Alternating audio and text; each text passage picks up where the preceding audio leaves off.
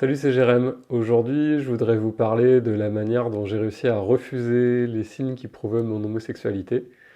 Alors, réussi à refuser, bah, c'était quand même quelque chose d'assez inconscient, enfin, c'était plus fort que moi, quoi. Mais bon, il y en a eu plusieurs, et c'est vraiment la force de mes conditionnements qui a permis ça, quoi. De vraiment occulter ce qui se passait et me trouver d'autres explications, quoi.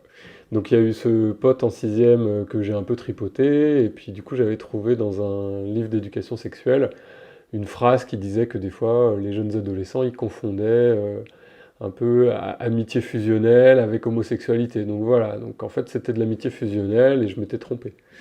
Un peu plus tard, quand je suis arrivé au lycée, avec un groupe de copains, enfin, on faisait pas mal la fête ensemble. Et c'est arrivé deux, trois soirées où on était un peu sous, et qu'on restait que entre mecs.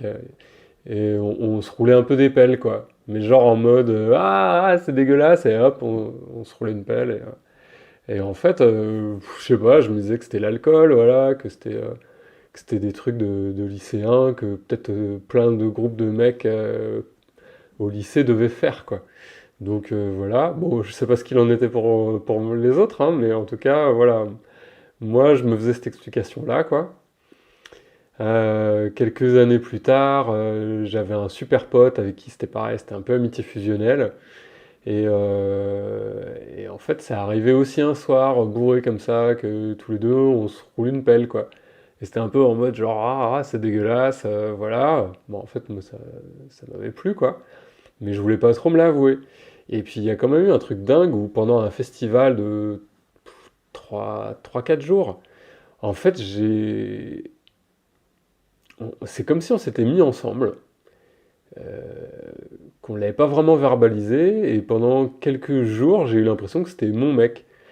Et en fait, bon, j'en étais super content. Et, mais comme du coup, on picolait pas mal, bah, on n'a pas couché ensemble en fait. Enfin, il s'est pas vraiment passé de choses physiques, quoi. Et, et en fait, après, on est reparti chacun de notre côté. Et moi, je me suis fait un peu l'explication que, ouais, bah, un peu ce truc amitié fusionnelle, voilà, je m'étais trompé. Puis surtout, on était bourré la moitié du temps, j'ai envie de dire. Donc voilà, c'était un délire, c'était pas vrai, c'était pas ça.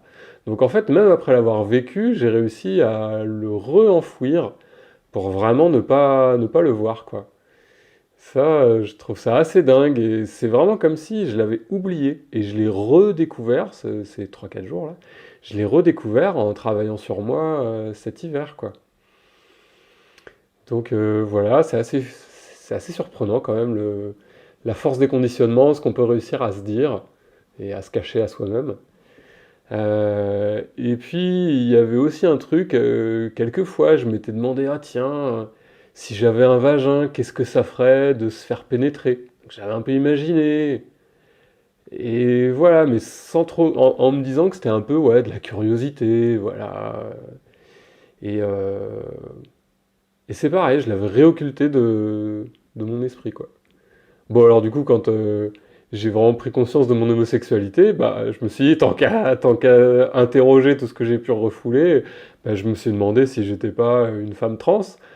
Bon, la réponse est non, hein. Je me sens vraiment homme, ça, il n'y a pas de doute là-dessus. Voilà, mais bah, c'est pour dire que, ouais, on peut vraiment se mentir à soi-même et se cacher plein de choses, quoi. Donc voilà. Donc, si jamais c'est votre cas, que vous avez eu des petits moments comme ça, vous vous êtes posé des questions, bah peut-être interrogez-vous sincèrement, quoi. Allez, salut.